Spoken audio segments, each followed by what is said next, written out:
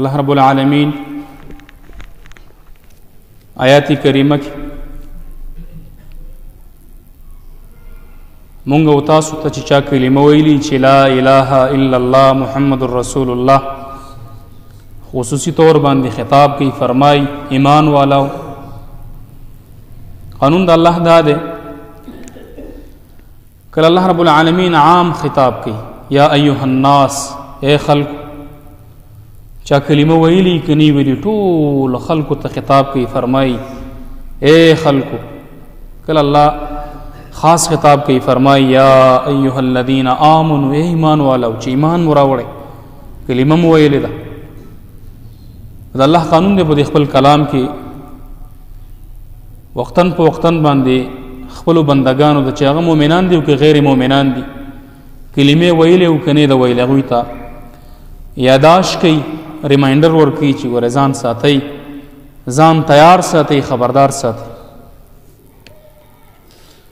د یاد کې الله رب العالمین مونږ او تاسو الحمدلله مونږ کلمه ویلې که نه، لا اله الا الله محمد رسول الله. الله مونږ ته څه وایي؟ ایمان والاو قوا انفسکم واهلیکم نارا. الله وایي ځان وساتئ. څه وایي الله؟ قو، ځان وساتئ. بیا څه وایي؟ خپل اهل هم وساتئ. دلته نه ډېره عجیبه خبره او عجیبه استنباط کېږي هغه ده. الله رب العالمین تیر شوي سورة بقره کې د آیات مونږ ته رالیږلی دی په باره د یهودو کې چې الله عام خطاب کوي هغوی ته اتأمرون الناس بالبر وتنسون انفسکم. الله د یهودو علماو باره کې څه وایي چې اے خلکه اهلی کتابو اتأمرون الناس بالبر، تاسو خلکو ته امر کوئ په نیکۍ باندې، وتنسون انفسکم او ځانونه مو هیر کړي. نو د آیات نه هم دغه استنباط کېږي هغه ده چې الله اول مونږ ته وایي چې ایمان والاو چې ایمان مو راوړئ، اول ساتل د ځان دي د نفس دي دا وساته، د دې حفاظت وکړه، د دې کنټرول وکړه، دا په سمه لار باندې راوله. و اهلیکم بیا وروسته د هغې نه و عطف دی ځان که دې برابر که نو خپل اهل دا به هم برابر کړي، ځان که دې برابر که خپل بچیان به هم برابر کړي، ځان که دې برابر که خپل څومره ستا اقربا دي رشته داران دي دا ټول به برابر کړي. اوس مفهوم مخالف واخلئ د دې مفهوم مخالف څه دی؟ هغه دا دی که ځان دې برابر نه که نو هیڅوک هم نشي برابرول. او دا خو اظهر من الشمس خبره ده، واضحه خبره ده چې ته برابر وي تاکې د ابجکشن ځای نه و، د اعتراض ځای نه و، ته به بل چاته ووایې چې دا کار مه کوه. چې په تا کې خلا موجود ده د اعتراض د ابجکشن او ته بل ته وایې چې دا کار مه کوه، هغه خلک که ستا خبره ومني او به وایي چې ټیک ده انسانیت پکې احترام به دې وکړي، خو که ته اخوا لاړې درته به وایي مړه ته خپله دروغجن یې نو زه به ستا خبره څه ومنم، مړه ته خپله داسې نو زه به ستا خبره څه ومنم. داسې ده که نه ده؟ زموږ معاشره کې دا اصول دي، عرف دا ګرځېدلی. نو الله وایي ځان وساتئ اول او بیا څه وکئ؟ خپل اهل، بچیان، خپله ښځه، لوریانې، خوریان، وریرونه، لمسیان، لمسیانې، وریرونه، وریرې، دا ټول الله وایي وساتئ. د څه نه؟ اور نه وساتئ، نارا، اور نه. حدیث کې راځي رسول الله صلی الله علیه وسلم په دور کې یو اواز وشو، دماکه وشو. د الله رسول صحابو ته وویل تاسو پوهېږئ دا اواز د څه شي دی؟ د صحابه وویل الله ښه پوهېږي او د الله رسول ښه پوهېږي، موږ نه پوهېږو. د الله رسول ویل دا هغه کاڼی دی چې نن د ډېره موده مخکې د جهنم ته غورځېدلی و، نن انتهایي تحت ته ورسېد. داسې اور دی، داسې اور دی چې د هغې لمبې داسې لمبې دي، داسې سپرغۍ دي لکه اوښان، دومره غټې غټې سپرغۍ دي. داسې اور دی چې هغې ته نه انسان ټینګېدی شي، نه کاڼ یو مخلوق نشي ټینګېدی. داسې اور دی چې د هغې احساس که مونږ ته وشي او د هغې هغه ګرمایش په مونږ باندې راشي دې دنیا کې به ذره برابر مخلوق پاتې نشي. داسې اور دی د دې دنیا دا اور الله رب العالمین دا یخ کړی دی په کراتو مراتو باندې. هغه اور د دې نه 100 چنده ډېر حرارت لري. ما او تا د دنیا د اور ته ځان نشو ټینګولی نو هغې ته به څه ټینګ شو. داسې اور دی. الله وایي دغې اور نه ځان وساتئ. بیا څه وایي وقودها الناس. قود لرګو ته ویلی کېږي. هغه شي ته ویلی کېږي چې د اور دپاره یو سبب جوړیږي. خشاکو ته ویلی کېږي. عام طور باندې دنیا کې د دنیا د اور خشاک څه شی دي؟ لرګي دي، کپړه ده، همدغه شان نور چې کوم وغیره وغیره اشیا دي. دا الله وایي داسې اور نه دی، بلکې داسې اور دی چې خشاک د دغې اور څه شی دي؟ خلق والحجاره. بیا کاڼي دي. ورې سوچ وکئ په دې آیات کې الله څه وایي. ډېره جوړه خبره کوي الله رب العالمین. اولنی خشاک هغه څه شی دي؟ خلق دي. بیا وروسته الله وایي والحجاره او کاڼي. حدیث کې راځي استنباط د کوم ځای نه کېږي دې خبرې. مونږ چې کومه خبره کوو انشاءالله باذن الله هغه په دلایلو مزینه. زموږ دعوه دا ده چې موږ اهل حدیث نو کومه خبره چې مونږ کوو هغه به مونږ د ځان نه کوو، بلکې دا حدیث د رسول الله صلی الله علیه وسلم د هغې استنباط. حدیث کې راځي رسول الله صلی الله علیه وسلم فرمایي اولنی جهنم چې الله ګرموي په چا باندې به ګرموي؟ 3 قسمه خلکو باندې او غازی باندې. 3 قسمه خلک دي: عالم، شهید او سخی.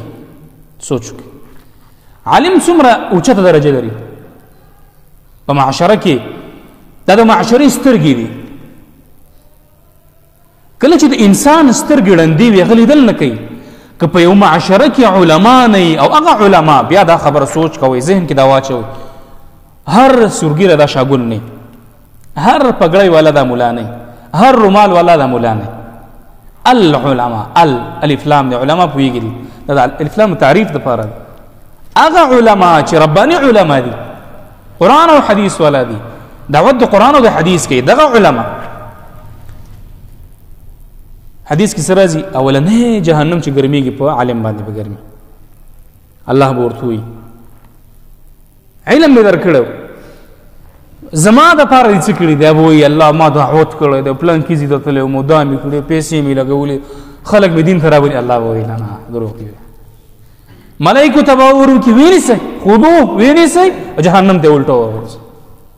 بیا غازي به راوستې شهید، ورته به وایي څه شی دې کړي دي ما؟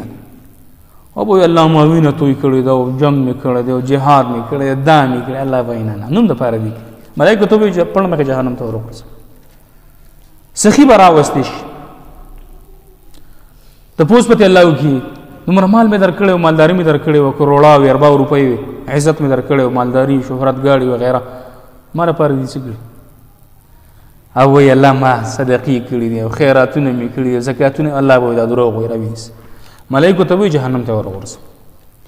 نو اول جهنم چې ګرمیږي اور د جهنم لګېدلی دی. دا د اهل سنت والجماعه عقیده ده، زموږ استاسو ټول عقیده ده چې جهنم موجود دی وي به دا لګېدلی دا اور. خو دا چې ګرمایش ته دی اور، دا اور چې تیزی نو دا اول شروع به په انسانانو باندې کېږي، بیا وروسته د هغې نه به کاڼي، حجر، دغه شی نه وراچولی کېږي. نو الله مونږ د داسې اور نه یره را کړې ده چې ځان وساتئ، ځان تیار کړئ. تنبیه را کړې ده چې قو انفسکم واهلیکم نارا. څه وکئ؟ ځان بچ کئ. ایمان والاو ریمایندر دی که نه، مونږ چې کله د شپې راپاڅو لمونځ ته وغیره، سحر مونځ ته راپاڅو څه کوو؟ الارم ځان ته لګو که نه؟ الارم ولګو. یا چې کله یو کار مونږ کوو یو هفته پس، نو ځان ته مونږ ریمایندر سیټ کو، تاریخ پکې واچو چې پلانکي ټایم باندې دا کار زما ده. یا خلکو پرسنل اسسټنټ ځان له ساتلي، پی ایچ ورته وایي، هغه هغې ته ریمایندر ورکوي چې نن ستا دې سره میټینګ دی، دا دی دا دی دا دی.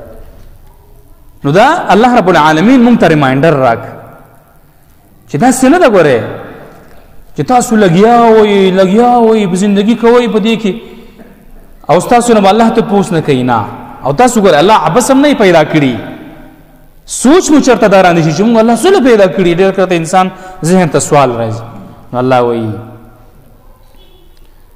تاسو دا ګمان مکوئ چې الله تاسو عبس پیدا کړی وي عبس مطلب بیکاره فضول ليس بشيء په درجه کې نه الله نه داسې نه ده بلکې مقصد د پاره الله ما پیدا کړی مقصد څه شی دی سورۃ زاریات کې الله سوئی وما خلقت الجن والانس الا ليعبدون بندگی دا زموږ مقصد اوس مقصودی ټکی ترازم دا خو یو ریمایندر ما تاسو ته درکو ابتدایي خبره ما تاسو ته وکړم اوس موضوع ترازم او په هغه باندې خبرې کوم ان شاء الله وکم که بس دا خبر ها تم خو نه شوي کنه ټیک دی صحیح شو توجه سره کړئ حدیث کې راځي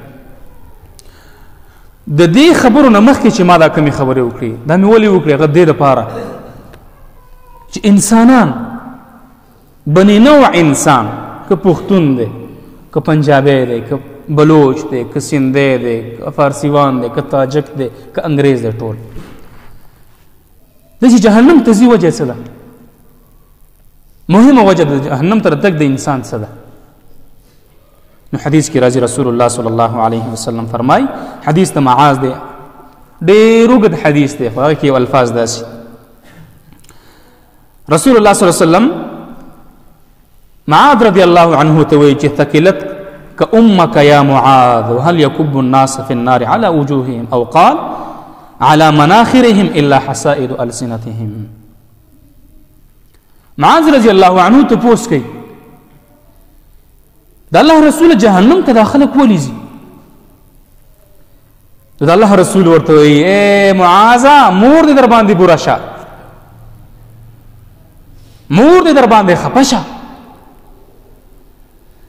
په دې جهنم کې چې دا خلک الټه راځوړندېږي د هغې وجه دا ده چې دوی دا ژبې خرابې غځولي الله اکبر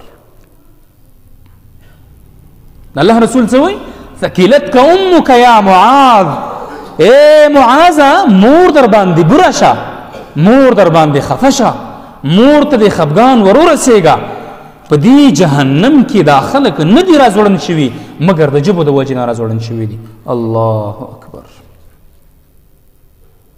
دا ولې په دې ژبه باندې موږ لو کوو لو څنګه کوو خلک غنم ریبي لور پسې راواخلي موږ انسانان ریبو ژبه پسې راخلو د دې ژبې د وجې نه فساد په معاشره کې راځي چې کله خرابه استعمالي او چې کله صحیح استعماليږي نو به انسان چرته ځي جنت ته ځي د دې وجې نه حدیث کې راځي رسول الله صلی الله علیه وسلم فرمایي سوی من يضمن لي بين لحييه وبين رجليه اضمنت له بالجنه د الله رسول سوی ما ته کچا ضمانت راکو څه شي اګریمنټ را سره وکړو سټام را سره ولیک ضمانت را ته راکړه د څه شي بین لحیه د دې جامو منځ کې چې کوم دا چټاکۍ جبه ده د دې وبین رجلیه د خپو منځ کې دا خپیری ده د دې منځ کې چې کوم دو اشیاء دي د دې حفاظت ضمانت راکړه الله رسول څه وایي اضمنت له بالجنه زه د جنت ضمانت ورکړم ډېره وړه خبره ده څوک به دا ضمانت ورکړي نشو ورکولی ولې نشو ورکولی وجه هم درته بیان وجه دا ده چې په مونږ باندې زمونږ خواهش دی غلبه کړې ده مونږ باندې زمونږ نفس دی غلبه کړې ده مونږ د خپل نفس غلامان جوړ شوي زمونږ نفس زمونږ غلام نه دی زمونږ نفس زمونږ پلار جوړ شوی دی زمونږ نفس زمونږ استاز پیشوا امام جوړ شوی دی الله اکبر او دا نفس الله اکبر حدیث کې راځي رسول الله صلی الله علیه وسلم فرمای د نفس مثال ذکر کړی دی که دا نفس تاسو پرېښودو کلاو داسې مثال دی کالراعي یرعى حول الرعا په شان د شپونکي چې هغه د یو چراګانه غیر چاپېر څه کوي ګړي بيزي څرئ نو یوشک ان یقع فيه د الله رسول وی دا خبره دا چې دا ګړي به دې شپول ته ورځي دې چراګا ته به ورځي نو مونږ که نفس زمونږ زړه زمونږ خواهش دا مو ونه تړه په تړلو باندې نو بیا الله مونږ تړي لکه الله په سورة الفجر کې فرمایي ولا یوثق وثاقه احد الله وی زما په شان تړل څوک نشي کولی بیا به در زه تړم نو باید مونږ څه وکړو دا خپل نفس دا وتړو تړل یې پکار دي که نه دي پکار پکار دي که چېرته مو ونه تړه د دې ډېر زیات مشکلات دي غټ مشکل دا دی چې مونږ به جهنم ته ور ورسوي او وړوکی مشکل دا دی چې مونږ په دنیا کې بې عزته کړي سپک به مو کړي دروغجن به مو کړي کمزوري به مو کړي کمتره مو کړي دا ټول هغه مشکلات دي چې دا به مونږ کې راشي رسول الله صلی الله علیه وسلم معاذ رضی الله عنه ته څه وایي ثقلتک امک ای معاذ مور دې در باندې بوره شي دا ژبه نه ده د دې ژبې د وجې نه خلک په جهنم کې الټه راځوړن شوي ما ورته څه کوو او زمونږ اصحابو څه کړي دي ته هم سوچ پکار دی هغې کې لږ وروسته راځم خو په دې معاشره کې په دې ژبه باندې خلک ښه کار هم کوي او بد کار هم کوي خو څوک ښه خلک په ژبه باندې ښه کارونه کوي هغه منئ که نه راسه او بد خلق په ژبه باندې څه کوي بد کارونه کوي ولې ځکه سوچ وکړئ په دې کې زما په خبرو باندې پوهېږئ که نه پوهېږئ ټول پوهېږئ تنګ خو نه شوئ که نه خبرې مې ټیک دي توجه سره کښېنه ولې ځکه په دې معاشره کې مونږ ټول مسلمانان یو که نه مسلمانان یو که نه کمزوري مي نو زما ستانه به ختم کېږي داسې ده که نه که نه کېږي نو بیا خو ما ورته انسانان نه خطا چې کېږي ما ورته نه نو دا دلالت په دې باندې کوي چې ما ورته څوک انسانان وي نو د دغې انسان نه چې خطا وشي الله قانون را لېږلی په سورة الغاشیه کې پیغمبر ته څه وایي فذکر یاداش کوه ولې دا یاداش فایده ورکوي دی خلکو ته الله اکبر نو چې غلطي وشوه د هغې اصلاح به کوو دا قانون شو دا قاعده شو تګلاره شوه کنسټیټیوشن شو لا شو قانون شو شریعت شو دین شو دا شو اوس چې غلطي وشي نو د الله رسول څه وایي من ستر مسلما ستره الله فی الدنیا والآخره خو ما ورته څه کوو ما ورته څه کوو مونږ نه ښځې جوړې شوي دي بس چېرته په حجره کې کښېنو بس هلکه خبر نه وي که نه راوړه هلکه کاوه ورشه کشر کاوه پسې ونیو او د مسلمان غیبتونه کوو لګیا یي پلانکي داسې وي ما داسې وي او مړه هغه داسې کار کړی دا مونږ نه کوو کوو که نه نو دا لو دی چې مونږ یې کوو د مسلمان بېعزتي کوو په دې باندې غیبت کوو بهتان لګوو د هغې کمزوري بیانوو کنزلم کوو بل ته وایو چې دا داسې دی او زه داسې یم تناجش هم کوو بیا عجب هم کوو تکبر کې هم راځو دا شریعت نه هټ کر کارونه دي او ټول وجه څه ده دا نه دا چې ټاکۍ ژبه که چېرته زموږ په ژبه باندې کنټرول رالی والله مونږ جنتیان او که د یو چا په خپله ژبه باندې کنټرول نه مسلمان ته هم خوله ور واچوي مشر کشر تمیز هم نشته د هغې نه زنانه محفوظ نه ده ماشوم ته محفوظ نه دی عالم ترې محفوظ نه دی د معشرې یو عزتمند ته محفوظ نه دی قاري ته محفوظ نه دی نو بیا یې ویرېږه ته په دې باندې چې دا ژبه به د جهنم ته ور وغورځوي الټه به د الله ځوړند کړي او په دې علاقه کې هم په دې معاشره کې هم د ژبو د وجې نه ډېر خلک په جیلونو کې پراته دي داسې نه ده هغه متل د پښتو دی چې څومره غریږي او منورېږي نه. داسې ده که نه؟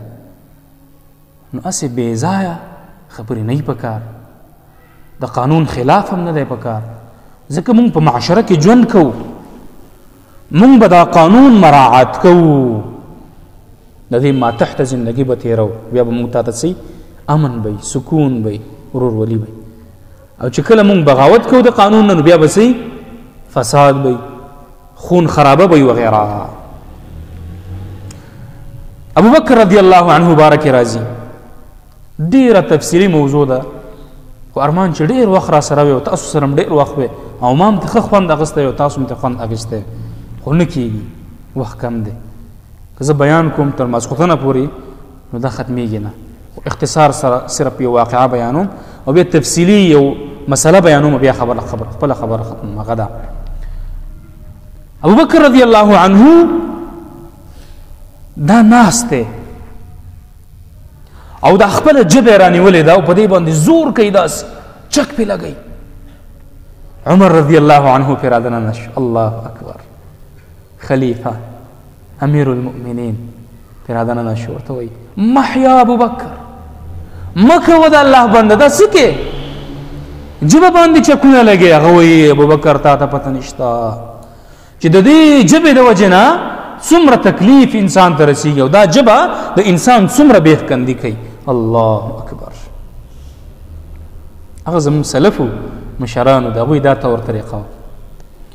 حدیث کې راځي، سندن راته معلوم نه دی چې سند به څنګه دی،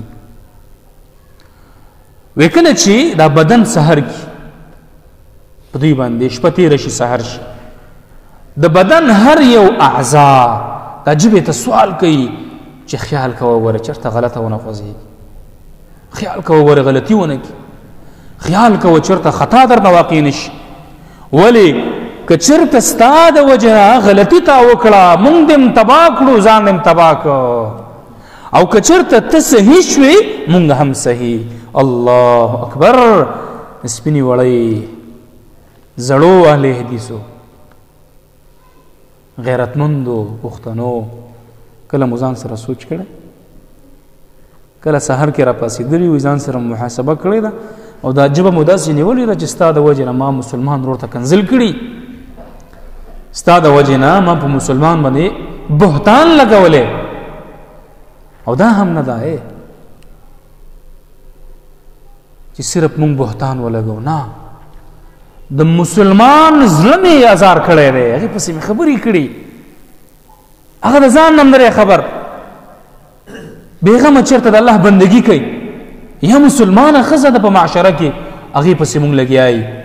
او دا مصیبت په ښځو کې ډېر زیات و، سړو ته هم راغلی دی. اوس زه دا ګمان کوم چې په ښځو کې به دومره وي که نه، سړو کې ډېر زیات، ځکه اوسګار دي که نه. اوس خو انټرنیشنلی دا خلک غیبتونه کوي، څنګه هغه داسې فیسبوک ورڅخه دی کولاوي کې لاندې کړس کمنټ وکړي، بیا ته خبر نه وي چې ما څه ووې، کال پس ورته هسټري راشي، هلکه په پلانکي تاریخ باندې پلانکي ته کنځل کړي، ثبوت ستا پروت دی. نو د الله بنده بیا به الله ته څه جواب ورکړي؟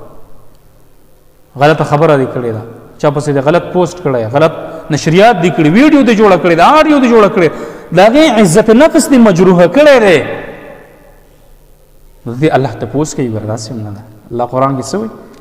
سورة زلزال کې اخري دو آیتونو کې الله څه وایي؟ ومن يعمل مثقال ذرة خيرا يرى ومن يعمل مثقال ذرة شرا يرى. چې نیک عمل دی وکړو، الله رب العالمین به د قیامت په ورځ درته وښیي د ذرې برابر، او که بد عمل دی هم کړی الله به درته ښیي. اے مسلمانانو، زمون معاشره، زمون دین، زمون قرآن او حدیث دا د امن والا دی، دا امن پسندی ده، دی کی رورولي ده، دی کی لذت ده، دی کی سکون ده، دی کی د چا بې عزتي کول نشته، دی کی د چا سره کنځل کول دا نشته، بلکې حدیث کې راځي سباب المسلم فسوق وقتاله کفر، مسلمان ته کنځله کول فسق ده او د هغه سره جنګ کول، جدال کول دا کفر ده. کفر دون کفرین، هغه کفر نه چې انسان بیا د اسلام نه وځي، بلکې یو درجه ده، نافرمانی ده. دا قصې دي ځان خبر کوي دا جبه نه ده دا کنټرول کوي چې دا مو کنټرول کړه ستاسو ټول هر څه کنټرول شو او چې دا کنټرول نه وه نو بیا به تاسو یو عمل ستاسو ټیک نه وي یا به نیک عمل کوئ د هغې اجر به بل چا ته ځي نیک عمل به کوئ د هغې اجر به بل څوک اخلي مونځ به کوئ به درنه اخلي وي زکات به ورکوئ درنه اخلي وي حج ته به تلئ حج به دې برباد شي اعمال به دې برباد شي دا څه وجه ده ژبه به دې غلطه خوځولي بیا د ژبې سره یو څو اسرار دا تړلی شوي چې اختصار سره هغه ذکر کوم او یو عمل د هغې نه به لږ تفصیلي ذکر کوم او بیا خپله خبره ختموم هغه ده د ژبې غټ ضرر چې مونږ یې غلطه استعمالو هغه دروغ وایي زه کله کله سوچ کوم ویم چې یو تکړه سړی دی الله مالداري ورکړې ده خلک هم ډېر دي نوم هم شته عزت هم الله ورکړی دی او دا دروغ وایي زه یم دا ډېر بزدله سړی دروغ هغه ټایم کې څوک وایي څوک یې وژني وهي یې کمزوری وسې نه رسېږي دروغ سړی و هلکه چې ستا خلک شته وس او طاقت دې شته تکړه یې جواب شي که دروغ ولې دا ډېر بزدله سړی دی چې داسې سړی دروغ وایي دروغ نشي ویلی مګر په یو څو ځایونو کې دا خبره ذهن کې واچوه هغې ته بیا علما توریه وایي یو دا چې ته راګیر شي په یو ځای کې ستا د مرګ خطره ده او ته په دې دروغو باندې خلاصېږي نو ووایه خو توبه به وباسې بیا بل یو خاوند دی کمزوری دی خوار دومره روپۍ ورسره نشته د ښځې ډیمانډونه ډېر دي دا راوړه هغه راوړه دلته هم دروغ ویلی شي ځان دې ساته خو بیا به توبه وباسي علاوه د دې نه یو سړی وایي زه دروغ وایم دا ګورې ښه خبره نه ده ځکه حدیث کې راځي رسول الله صلی الله علیه وسلم فرمایي یو انسان همیشه دروغ وایي دروغ د الله په نیز باندې دا دروغجن ولیکلی شي یو ورځ دروغ وایي بله ورځ یې وایي بیا ها نو الله وایي دا دروغجن دی ولیکئ د الله په نیز باندې دا سړی دروغجن شي یو انسان همیشه رښتیا وایي یو بیا نو الله وایي دا زما په نیز باندې رښتیا دی ولیکئ دا په رښتینو کې دروغ ویل نه دي پکار حدیث کې راځي رسول الله صلی الله علیه وسلم فرمایي د منافقانو صفت کې یو صفت دا دی اذا احدث کذبا خبرې کوي دروغ وایي هلکه خبر نه وي هغه وایي نه که نه ټویسټ پکې واچوي داسې بریکینګ نیوز چې ورته وایي هغه وایي ته نه خبره هغه وایي نه راشه که نه درته وښیم څه چل شوي هلکه پلانکي هغه کار کړی هغه به کړی هم نه د الله بندګان او ډېره سخته ګناه ده د ایمان تاوان ایمان پې خرابي تباهي د تباهي او بیا د دې سره ریلیټډ یو بل شی دی صرف دا بیانوم بس بیا خپل خبره ختموم ځکه نور بیا تفصیلي کېږي رانه هغه دا غیبت کول دا غیبت مونږ ولې کوو د دې وجه تاسو ته معلومه ده مونږ د خپل خواهش د نفس ته سکون ورکوو د ده دا زور مونږ راکمو او په دې غیبت کولو باندې د انسان عزت نفس مجروح کولو باندې مونږ ته سکون میلاویږي زمونږ په زړه سپکېږي نو ته ووایه ځه چې ته د ورور سپکه بیانې ته تکړی که بیکار جواب راکړه یو سړی دی خپل ورور پسې لګیا دی خبرې کوي مړه دا خو داسې کوي داسې پلار پسې لګیا دی نو تاسو څه وایئ پښتنو چې دا سړی څه کوي ښه کوي که بد کوي ښه پې ښکاري که بد پې ښکاري عزتمن ښکاري که سپک ښکاري سپک ښکاري دا ولې وایم دا ځکه ته یم حدیث کې راځي رسول الله صلی الله علیه وسلم فرمایي المسلم اخو المسلم المسلم من سلم المسلمون من لسانه ويده مسلمان څوک دی مسلمان هغه دی چې بل مسلمان د ده نه محفوظ وي څه شی محفوظ وي دغه مسلمان حدیث کې راځي لا يؤمن احدكم یو انسان تر هغې پورې مؤمن نشي کېدی تر دې چې ځان له څه خوښوي بل مسلمان بل مؤمن له هم خوښ کړي. نو ځان ته ګورئ او ځان وتلئ، ځان سره سوچ وکئ، محاسبه وکئ چې ځان له څه خوښوم بل مسلمان له څه خوښوم. ځان له مې څه خوښ دي بل له مې څه خوښ دي، زه څه کوم او مسلمان سره څه. حدیث مو واورېده؟ مسلمان چاته وایي؟ من هغه ته وایي، عام دی. من کلمه د من عامه ده، هغه دی سلم المسلمون من لسانه ويده، چې مسلمان د هغې نه محفوظ وي، د هغې د ژبې د شر نه، د هغې د لاس د شر نه، په هغې باندې به ظلم نه کوي. دغه مسلمان دی. دا مسلمان دی چې دا کارونه کوي، خو مسلماني څه شی ده؟ کمزورې ده. څه شی ده؟ کمزورې ده. پښتانه وایي وړو کې شګه ده. څه شی دي؟ وړو کې شګه ده. نو مسلمانۍ کې شګه ده. مسلمان دی خو دا مسلماني ته خړه شوې ده، نو دې لږ شان هیټ پکار دی. تاسو وګورئ د دې ګاړو دا هیډ لایټ نه دي، دا چې کله خړ شي نو هغې ته هیټ ورکوي، هغه سپین شي. داسې ده که نه؟ نو مسلمان چې کله د هغې مسلماني خړه شي هغې ته به هیټ ورکوي چې لږ برابر شي. او هیټ هغې ته په څه باندې ورکولی کېږي؟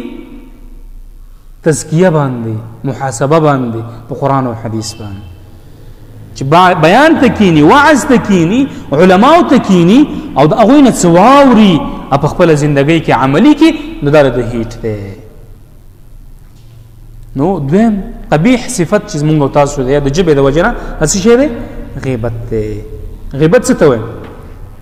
حدیث کې راځي رسول الله صلی الله علیه وسلم فرمایي ذکرک اخاک بما یکره، یادول ستا د ورور دی په څه شي باندې؟ په هغه څه باندې چې هغه بد ګڼي. داسې نه چې په دې مسلمان کې نشته او ته بیانې، نه نه، مسلمان کې یو بد صفت دی، کمزوري ده، کمزوری دی، په ته هغه څه شی کې هایلایټ کې، پوسټو کې، شعر کې، کلي کې چوک کې ودرېږي، دکان کې ودرېږي او بس هغه نشر کې. همدغه غیبت دی.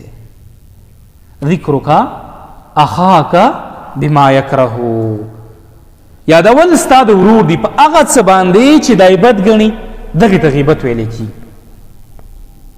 د الله رسول نه صحابه تپوس کړي ان کان فیه ما تقولو، که چېرته دا صفت په دې کې وي، نو د الله رسول ورته وایي ان کان فیه ما تقول فقد اغتبته وان لم یکن فیه فقد بهته. که پکې وي او دا پرې خفه کېږي، دا غیبت دی. که پکې نه وي او ته ووایې، دا بهتان دی. او الله قرآن کې څه وایي؟ ویل لکل همزة لمزة، هلاکت دی، د ویل کنده ده، د جهنم اخیری درجه ده د هغه چا دپاره، د هر یو هغې انسان دپاره چې هغه همزه لمزه غیبت کوي او بهتان لګوي. هماز مشاء بنمیم، دغه انسان دپاره تباهي ده. الله فرمایي قرآن کې سورة الحجرات کې الله قانون ذکر کړی د اصلاح معاشري. نو په هغې قانونو کې یو قانون دا دی چې تاسو ځان وساتئ د څه نه؟ ظن نه، ګمان نه، او بیا پسې وروسته وایي چې د غیبت نه هم ځان وساتئ. ولې؟ ځکه چې یو کس تاسو نه دا خوښه ګڼي چې هغه د خپل مړ ورور غوښه وخوري. د تاسو نه خوښه څوک ګڼي؟ الله وایي د غیبت داسې مثال دی لکه د خپل مسلمان ورور، داسې ورور چې هغه مړ دی، روح تې وتلی دی او د هغې په غوښه کې ته لګیا یې، چړی دی، چمچ وي او هغه خوري. او دا خو زموږ غیرت نشي برداشت کولی. برداشت پې کي؟ نه برداشت کي. نو چې نشي برداشت کولی، نو اسلام مونږ ته یو کنسپټ را کړی دی، یو نظریه، یو آیډیا یې را کړې ده. هغه ده په دې ماده کې سوچ پکار دی. هغه ده بهترین آیډیا چې اسلام مونږ ته راکړې ده او په دې باندې مونږ تک پکار ده چې مونږ وشو هغه ده ورورولي. اسلام داسې وایي سورة حجرات کې الله چې کوم قانون ذکر کړی دی هلته بیا مفسرین دا خبره کوي چې هغوی نسب تقسیم کړی دی. څه شی کړي دي؟ نسب یې تقسیم کړی دی. نسب خو پیژنئ که نه؟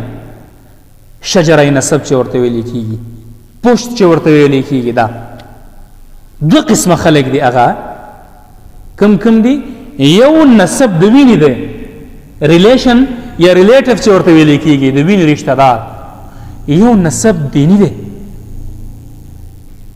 یو رشته داری د وینې ده، ماما زوی، کاکا زوی، ورور، تره زوی ده.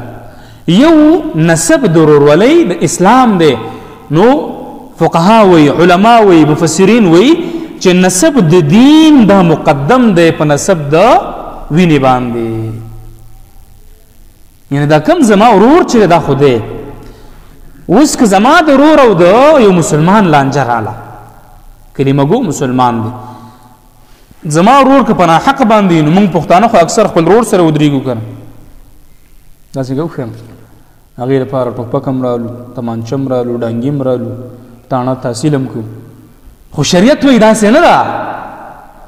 ورور به پرېږدي، هغه مسلمان سره به ودرېږي، بلکې مسلمان هم تېر شه په دین باندې چې عمل کې د مسلمان او د یهودي لانجه راله، د رسول الله صلی الله علیه وسلم د تره زوی، د ترور زوی او د یو یهودي سره یې لانجه راله په اوبو باندې، نو فیصلې رسول الله صلی الله علیه وسلم ته راوړه. حق د چا کېده؟ د دې صحابي کېده. خو د الله رسول ورته وویل چې زه ته د خپل پټۍ اوبه که او بیا اوبه درته ورکړه. نو هغه یهودي وی چې او که نه د رشته دارۍ لحاظ دې وکړو، د الله رسول ورته ووی دا پټۍ به م اوبه کې د دې پولو پورې به اوبه راوخېږي او بیا به یې درته ورپرېږدې. نو هلته رسول الله صلی انصاف کړی، څه کړی؟ انصاف یې کړی. حق د ده خو بیا یې ورته ویل چې انصاف وکړه، خیر دی، ستا د وجې نه شاید دا ایمان راوړي. نو محترمو، غیبت ته راځم، هغه ده الله قرآن کې څه وایي چې آیا تاسو دا خوښه ګڼئ چې د خپل مړ ورور غوښې وخورئ؟ دا مونږ خوښه نه ګڼو، دا مونږ نشو برداشت کولی. مونږ دا نشو برداشت کولی چې زمونږ د مړي، زمونږ د یو مړ شوي یو ډر نیکه د هغې د قبر بې عزتي څوک وکړي، مونږ دا نشو برداشت کوی. پاتې بیا چې زما ستا ورور پروت دی او د هغې ته څوک لاس اچوي، هغې ته څوک بې عزتي کوي، دا مونږ برداشت کولی نشو. دې نه مونږ شریعت مونږ ته څه وایي؟ مطلب د شریعت دا دی، ما تا ته یو خبره راکوي، یو ریمایندر راکوي چې ګوره دغه مسلمان چې کلمې ویلې دا ستا ورور دی، د سره هغه شان تعامل وکړه. حدیث کې راځي من ستر مسلما ستره الله فی الدنیا والآخره. څومره عجیبه خبره ده. مسلمان دې تا ولیدو په سترګو باندې، غلطي وکړه بس پرده پې واچوه، الله به څه وکړي؟ تا باندې به پرده واچوي، دنیا کې هم آخرت کې هم. او حدیث کې راځي سنن نسائی کې غالبا دا حدیث دی، صحیح حدیث دی، چې کم مسلمان د بل مسلمان په کمزورۍ پسې ورپسې شو، هغې پسې خندا وکړه، نو دا الله رب العالمین به دغه مسلمان د پسې خندوي. تا چا پسې وخندل او توبه دې ونه ایسته، تا باندې به الله دغه مسلمان واپس خندوي، خوشحالیږي به در باندې. تا چا پسې خندا کړې ده، چا ته یې کنځل کړي دي او هغه کمزوری دی او توبه دې نه دی ویستې، د هغې نه دې معافي نه ده غوښتې، والله دغه خلک به الله تا پسې خندوي. او دا خبره مونږ د کوم ځای نه کوو؟ حدیث کې راځي او قانون د الله څه دی؟ الله وایي وتلک الایام نداولها بین الناس. الله وایي دا ورځې داسې اړومه راړومه د خلکو په منځ کې، دې نه ځان ساتل پکار دی. شیخ الاسلام ابن تیمیه 14 قسمه غیبتونه ذکر کړي چې زموږ په دې معاشره کې خلک کوي. هغه کوم دي؟ داسې دی کله کله غیبت خلک دعا په طور باندې کوي چې الله دې په پلانکي باندې رحم وکړي، مړه دا کار یې کړی، هلکه دا غیبت دی. ګورې دلته دا کنسپټ ذهن کې واچوي، دا خبره ذهن کې واچوي. هغه اوس یو صفت دی په چا کې دی، مثال په طور باندې زموږ معاشره کې مونږ اکثر وایو لکه پهلوان، یو غوګو، یا بل داسې اصطلاح استعمالو. خو چې دا پې نه خفه کېږي چې نه خفه کېدو پې د غیبت کې بیا نه راځي وایو که نه مونږ یو کشر ته څه نوم ورته ووایو منډه که لکه دا کار وکړه هغه کنسپټ زموږ داسې جوړ شوی نو که چېرته پې دا نه خفه کېدو نو بیا غیبت نه دی او که خفه کېده غیبت دی نو اولنی صورت د غیبت کم یو دی وایي رحم الله فلان الله دې په پلانکي باندې رحم وکړي مړه دا کار یې کړی و که نه دا هم غیبت دا مونږ نه کوو کوو که نه دا نه کار دی نه ځان ساتل پکار دي یا د دعا په صورت باندې هم کله کله مونږ څه کوو غیبت کوو هغه داسې یو سړي ته دعا کوو خو مړه چې دا کار یې نه وی کړی نو ډېر به ښه وی دا هم غیبت دی دې نه هم ځان ساتل پکار دي یا یو چا ته ترغیب ورکوو د یو مسلې چې داسې جوړ شه لکه پلانکې موله خو خیال کوو ګوره د هغې په شان دا کار چېرته ونه شته که نه زموږ علاقه کې معاشره کې مثال په طور باندې یو کس به راواخلم چې پلانکې ډېر غټ شیخ دی